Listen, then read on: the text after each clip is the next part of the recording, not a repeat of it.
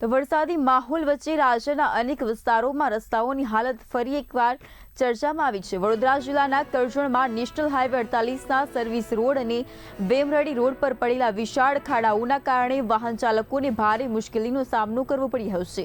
તો મળતી માહિતી મુજબ કરજણના નેશનલ હાઈવે 48 ઉપર આવેલા સર્વિસ રોડ પર સામાન્ય વરસાદ બાદ જ બંને તરફ મોટા ખાડા પડી ગયા છે। રોડ પર સર્જાયેલા ખાડાઓ એટલા ઊંડા છે કે વાહન ચાલકો માટે અકસ્માતનું જોખમ વધી ગયું છે।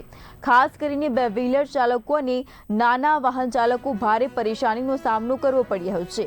ખાડાઓના કારણે વાહનો ધીમા કરવા પડતા ટ્રાફિક જામની સ્થિતિ પણ વારંવાર સર્જાઈ રહી છે। તો બીજી તરફ સર્વિસ રોડથી વેમરડી અને ડભોઈ તરફ જતા માર્ગ પર પણ ઠેર ઠેર ખાડાઓનું સામ્રાજ્ય જોવા મળી રહ્યું છે।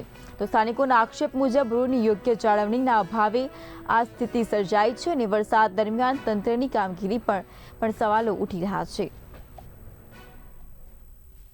તમે જોઈ રહ્યા છો કે આ કરજણ નેશનલ 48નો સર્વિસ રોડ છે। ઘણા વર્ષોથી આ જગ્યાએ આની આ તકલીફ છે। બહુ મસ્ત મોટા ખાડા પડેલા છે।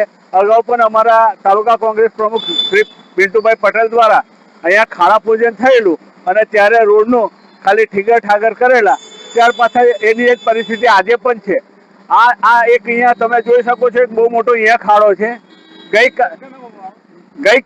ગઈકાલે અહીંયા એક ફોર વ્હીલ અંદર પડી અને એના બમ્પરને ને બધાને પુષ્કળ નુકસાન થયું છે, આગળના એન્જિનના ભાગે। એવો જ એક કાગળ ખાડો છે। પરંતુ આ બહેરું ને મૂંગું તંત્ર ફક્ત ભ્રષ્ટાચારમાં રાખેલું છે।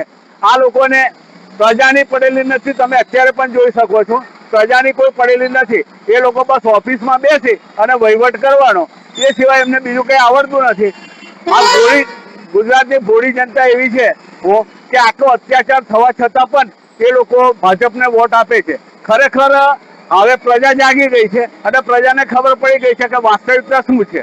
હાલની પરિસ્થિતિમાં અહીંયા કરજણમાં આ લગભગ છેલ્લા 2-3 દિવસમાં 2-2.5 ઇંચથી વધારે વરસાદ નથી થયો અને સિઝનનો આખો 12 થી 15 ઇંચ વરસાદ થયો છે। તે છતાં જો આ પરિસ્થિતિ હોય તો સુરત અત્યારે પણ તમે જોઈ શકો છો, સુરત કે નવસારી વલસાડ જેવો જો વરસાદ પડ્યો હોય, સુરત નવસારી વલસાડ જેવો જો વરસાદ પડ્યો હોય તો પ્રજાની શું દશા થાય। હાલની પર આ જ પરિસ્થિતિ આ બાજુ છે ને પેલી બાજુની સાઈડે છે, બંને રોડ પર આ જ પરિસ્થિતિ છે। બસ અમારી માંગ એક જ છે કે વહેલી તકે આ રોડનું મરમ્મત કામ થવું જોઈએ અને જે જવાબદાર કર્મચારીઓ અગાઉ કામ કરેલા છે એ લોકોએ કામ કર્યા છે એની ઇન્કવાયરી થવી જોઈએ। અમારી આ સખત માંગ છે। રસ્તો છે અને અહીંયા એટલો મોટો ઊંડો ખાડો છે કે લોકો વારંવાર પડે છે, છતાંય કોઈ તંત્રને કોઈ ઊંઘ ઉઠતી નથી।